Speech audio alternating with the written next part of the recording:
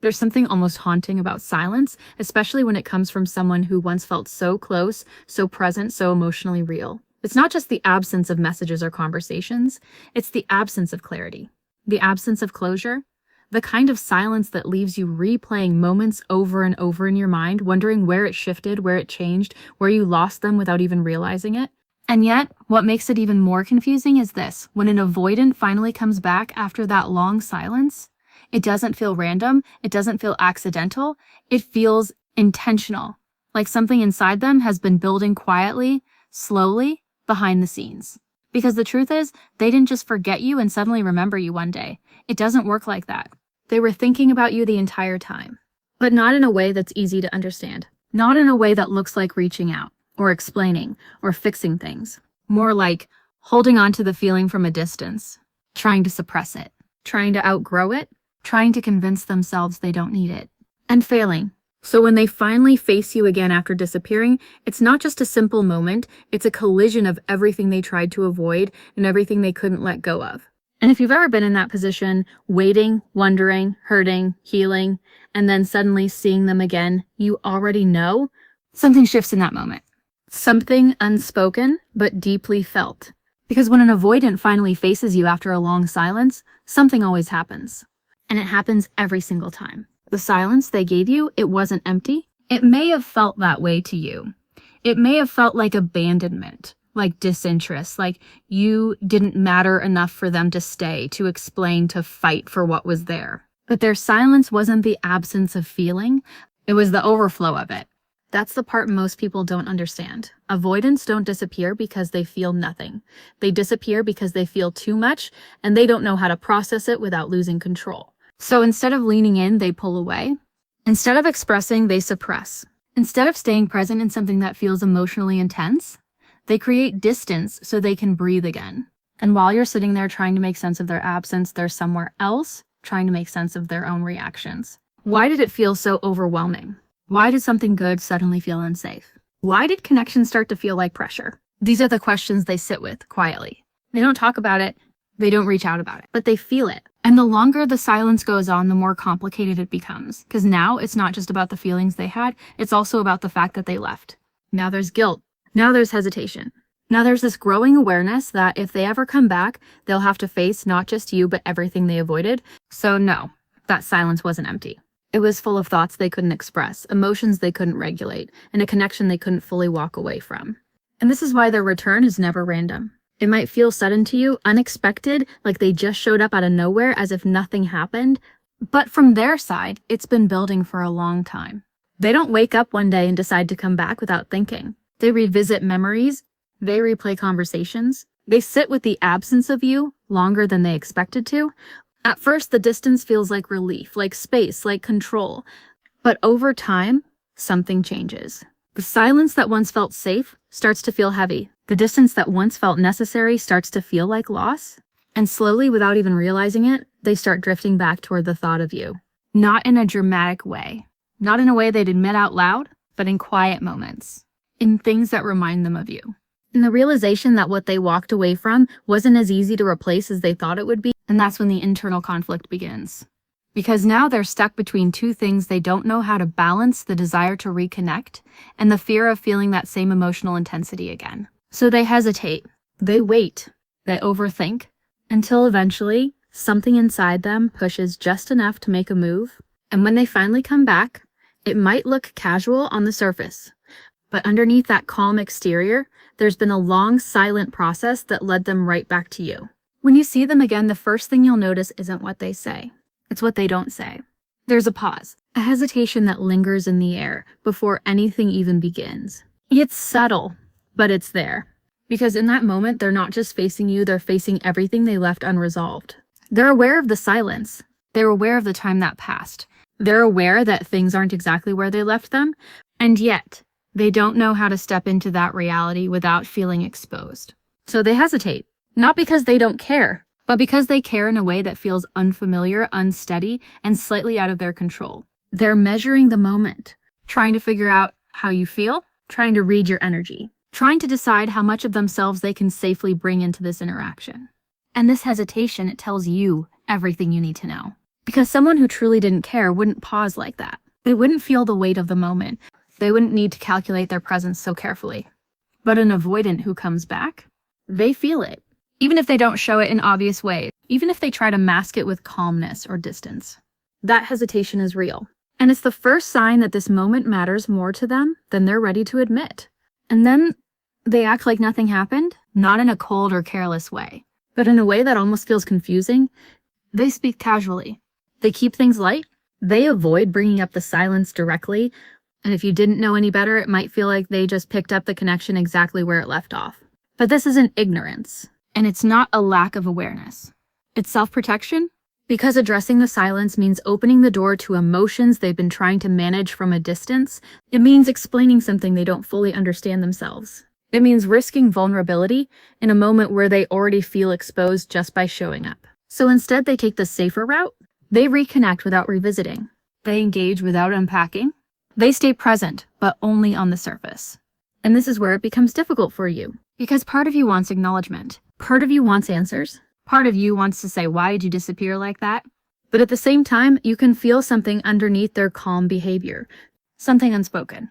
Something that tells you this isn't as simple as they're making it seem. And you're right, because beneath that casual tone, there's a mix of emotions they haven't fully processed yet, guilt they haven't expressed, fear they haven't admitted, and a connection they never completely let go of.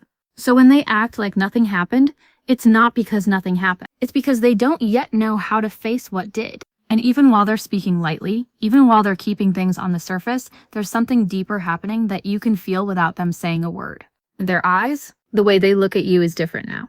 Not necessarily intense, not overly expressive, but there's something in it that wasn't there before. A quiet awareness, a kind of emotional weight they're trying to keep contained, because eye contact, for them, is dangerous. But it reveals too much. It exposes emotions they've spent so much time trying to manage internally, so sometimes they'll hold it for a second longer than expected and then pull away. Or they'll look at you like they want to say something, but stop themselves just before it surfaces. And in those small, almost invisible moments, everything they're not saying becomes visible. The conflict, the curiosity, the hesitation mixed with something that still feels like connection. You might notice the way their body shifts slightly, not fully relaxed, but not closed off either, like they're caught somewhere in between wanting to stay and wanting to protect themselves. Because that's exactly where they are. And if you're paying attention, not just to their words, but to their presence, you'll realize something important. They didn't come back empty. They came back carrying everything they never said. And while all of this is happening on the surface, underneath it, there's something very intentional going on. They're watching you, not in an obvious way, not in a way that feels uncomfortable or intense, but in a quiet, observant way that's easy to miss if you're not fully present. They're studying your reactions, your tone, your emotional energy. Because to them, this moment isn't just about reconnecting, it's about figuring out if it's safe to stay this time. They want to know if things will feel overwhelming again. They want to know if they'll lose control again. They want to know if being close to you will pull them into something they don't know how to manage. So they test the space subtly. They might say something slightly vulnerable and then quickly pull it back. They might get a little closer emotionally and then create a bit of distance again. They're not playing games. They're trying to regulate themselves in real time, and your response matters more than you realize. Because every reaction you give becomes information to them. If they feel emotional intensity rising too quickly, they'll retreat. If they feel pressure, expectation, or unresolved tension, they'll shut down. But if they feel something different, something calm, something grounded, something that doesn't demand more than they can give in that moment, they stay. Maybe not fully open, maybe not completely expressive, but present. And for an avoidant, presence is a big step. Beneath all of this, there's something they're carrying that they haven't found the words for yet. Guilt. Not always obvious, not always expressed, but it's there. Because deep down, they know they left you in a way that created confusion, maybe even pain. They know their silence wasn't easy to understand. They know you had questions they didn't answer. And even if they don't say it out loud, they feel the weight of that. But here's where it gets complicated. Avoidants don't process guilt the same way most people do. Instead of expressing it openly, they internalize it, they sit with it, they try to move past it quietly without having to fully confront it. Because confronting it means vulnerability. It means admitting they hurt you. It means stepping into an emotional space they've spent so long avoiding. So what do they do instead? They show up. They stay a little longer than before. They try in small ways to reconnect, not with grand gestures, not with emotional speeches, but with presence, with subtle effort, with moments that say, I'm here, even if they can't yet say, I'm sorry. And if you're looking for a loud apology, you might miss it. But if you're paying attention to their behavior, you'll see it. Because for them, coming back had already required more emotional courage than most people realize. As the conversation continues, you might start to notice something about the way they speak. It's careful, measured, almost like every word is being filtered before it comes out. And that's because they're not just talking to you, they're managing themselves at the same time. Making sure they don't say too much, making sure they don't open something they're not ready to handle, making sure they stay within a range that feels emotionally safe, because once they cross that line into deeper vulnerability, it becomes harder for them to regulate, so they stay controlled. They might answer your questions, but not fully. They might share something personal, but only to a certain depth. They might hint at emotions without fully expressing them. And this can feel confusing because you can sense there's more beneath the surface. You can feel that they're holding back. And you're right, they are. But not because they don't trust you. Because they don't fully trust themselves with those emotions yet. They've learned over time that opening up too quickly leads to overwhelm. So now they pace themselves, slowly, carefully, trying to stay connected without losing control of their internal world. And if you understand this, something shifts.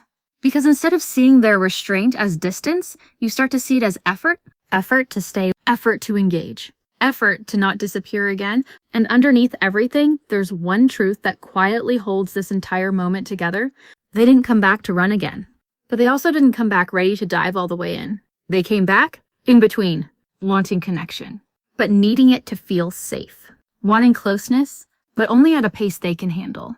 And this is where most people misunderstand them, because it can feel inconsistent. One moment they're present, engaged, almost warm, and the next they seem slightly distant again. But it's not inconsistency, it's regulation. They're trying to stay within a range where connection doesn't feel overwhelming. Because when it does, their instinct is still to pull away. So they move slowly. They open a little bit. They lean in, then stabilize. Not because they're unsure about you, but because they're learning how to exist in something emotional without losing themselves in it. And this is the part that requires patience. Because if you rush it, if you push for more before they're ready, it triggers the very response that caused them to leave before. But if you allow it to unfold naturally, if you meet them in that middle space where they feel both connection and safety, something begins to shift. Not instantly, not dramatically, but slowly, steadily. They start staying longer, opening more, and for the first time, connection doesn't feel like something they have to escape from. It starts to feel like something they can actually remain inside. And yet, even as they stay, even as they try, even as they hold themselves in that careful balance between closeness and control, there's still something you can feel. A wall. Not as strong as before, not as distant as when they disappeared, but still there.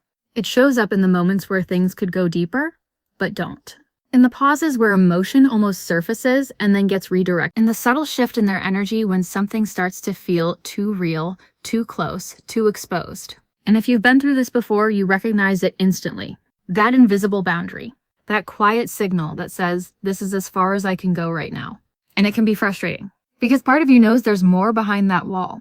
You can feel it. You've seen glimpses of it. You've experienced moments where they were more open, more connected, more emotionally present. But now they're holding it back again. Not completely. Just enough to feel safe. And this is where understanding becomes everything. Because that wall isn't rejection. It isn't a lack of care. It's protection. A structure they built over time to keep themselves from feeling overwhelmed, from losing control, from getting too emotionally exposed too quickly. And the fact that they're standing there with you, even with that wall still partially up, means something. It means they're trying to stay in a space that once made them run. It means they're learning how to be present without fully retreating. And that's not something that happens all at once. It happens in layers. And right now, you're seeing one of those layers in real time. What's even more subtle, almost invisible if you're not paying attention, is this quiet shift in their awareness. They're not the same as they were before they left. Time away did something to them, not in a dramatic, obvious way, but internally, something changed. Because distance forces reflection even for someone who avoids it. They've had moments, whether they admit it or not, where they thought about what happened, about how they reacted, about why they pulled away the way they did. And even if they couldn't fully process it, even if they didn't sit down and analyze everything in a clear, structured way, there's a deeper awareness now. You'll notice it in the way they respond differently to certain things, in the way they hesitate before repeating old patterns, in the way they seem just slightly more careful, slightly more intentional than before. It's not perfection. It's not complete change, but it's growth. Quiet, internal, unspoken growth.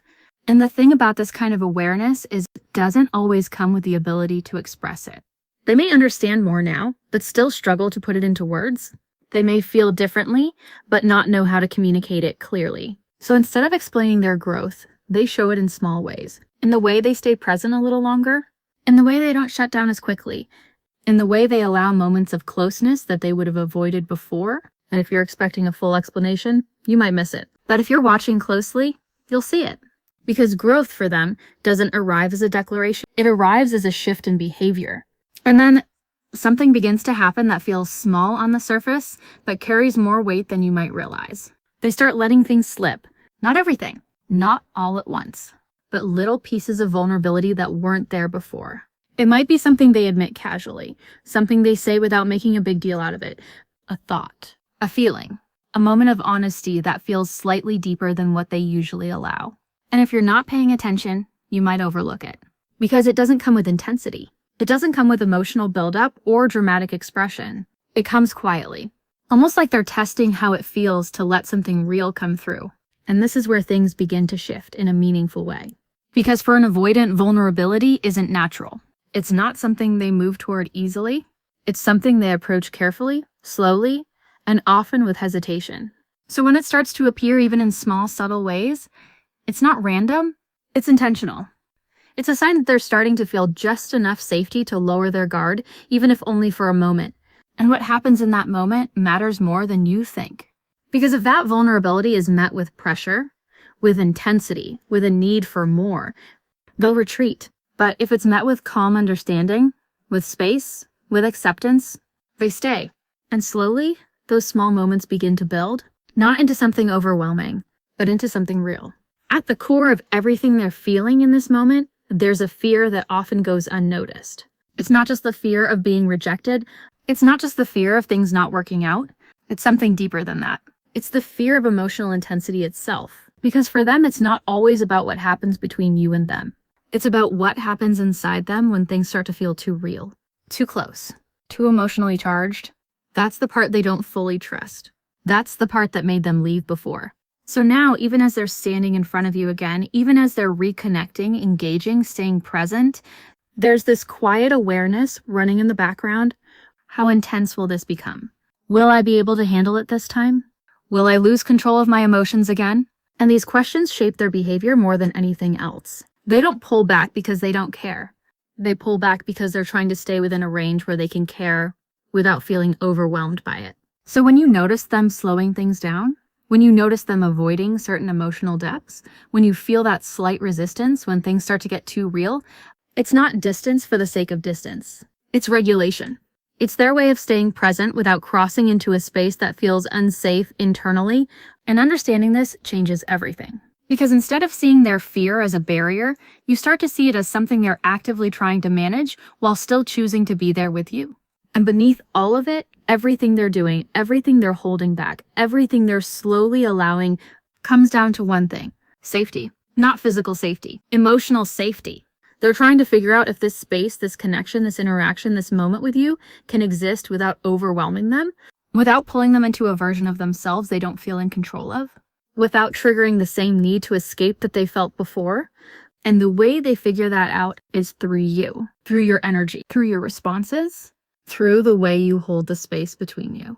If that space feels heavy, demanding, emotionally intense too quickly, they'll feel it, and they'll start pulling back.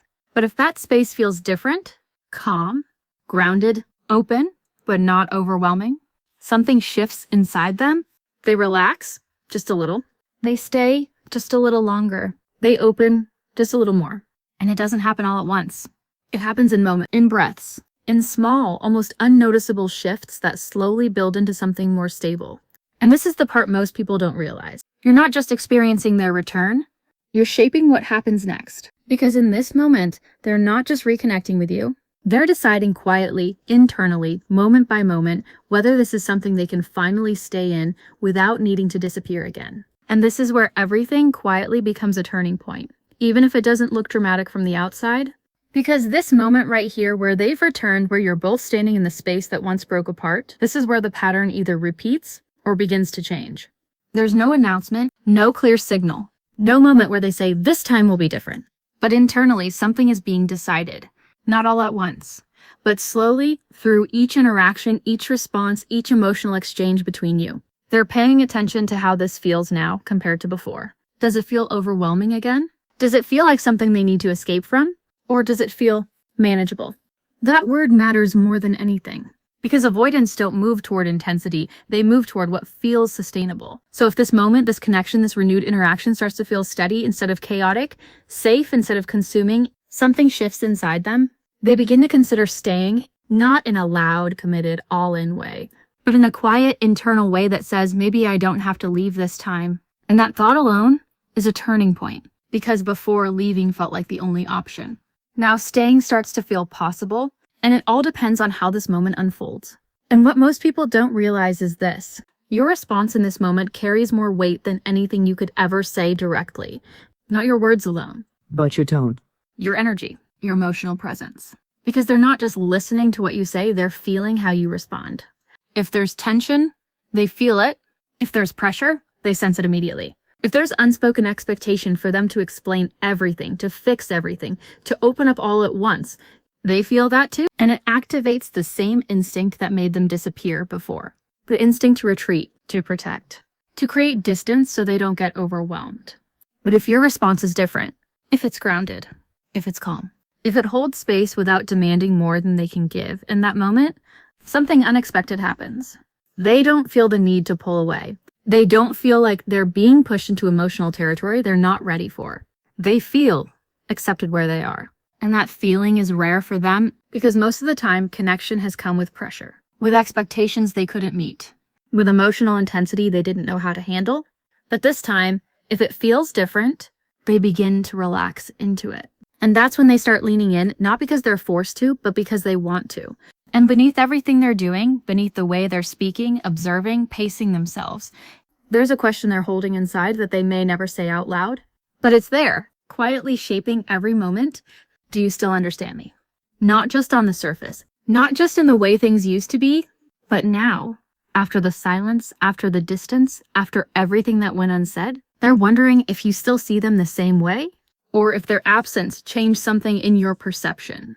If you now see them as unreliable, distant, hard to reach, too complicated to deal with. And this question matters more than they'll ever admit. Because for someone who struggles with emotional closeness, being understood without having to over-explain, so they look for it in small ways, in how you respond. And whether you react with frustration or quiet awareness, and whether you push for answers or allow space for things to unfold naturally, they're not expecting perfection. But they are searching for a sign that even after everything, you still see them beyond their behavior. And if they feel that, if they sense that you haven't reduced them to just the way they left, something softens inside them, something that makes them feel a little less guarded, a little less defensive, a little more open to staying present with you. And if all of this unfolds in the right way, not perfectly, but with enough balance, enough awareness, enough emotional steadiness, something begins to change in a way that's almost invisible at first. They start staying longer, not physically, emotionally. They don't shut down as quickly when things get slightly deeper. They don't pull away at the first sign of vulnerability. They don't disappear the moment they feel something they can't fully control. Instead, they pause, they process, they remain, and this is new for them. Because before, leaving was automatic. It didn't require thought. It was instinct. Now, there's a space between feeling and reacting, a moment where they don't immediately run. And that moment is everything, because that's where growth lives. That's where patterns begin to break, not through dramatic change, but through small interruptions in the old cycle. And the more those moments happen, the more they start to trust that maybe, just maybe, they don't have to escape connection to feel okay. They can stay in it, at their pace, in their way, without losing themselves. And once that realization begins to take root, it changes everything about how they approach you moving forward. And this is the part no one talks about, but it's the part that matters most. If an avoidant comes back after a long silence, and that return is met with the right kind of space, the right kind of emotional steadiness, the right kind of understanding, they don't want to leave again. Not in the way they did before. Because something about this time feels different to them. Not easier, but safer. And safety, for them, is what makes connection sustainable. It's what allows them to slowly lower their guard without feeling like they're risking too much. It's what allows them to open without feeling exposed. It's what allows them to stay. And when they begin to associate you with that feeling, they start showing up differently. Not all at once, not perfectly, but consistently in ways that matter. They check in more. They engage a little deeper. They allow more moments of real connection to exist without pulling away. And over time, the version of them that once disappeared begins to fade. Not because they've completely changed overnight, but because they've experienced something they didn't before. A connection that didn't overwhelm them, a presence that didn't pressure them, a space where they could be without needing to escape. And that's when the cycle begins to break. Slowly, quietly, but powerfully. Because when an avoidant finally faces you after a long silence, it's never just about the return. It's about what happens in that moment. The unspoken exchange, the emotional undercurrent, the way two people meet again after distance, after confusion, after everything that could have ended it. And every single time, that moment decides whether the story repeats itself or finally begins to change.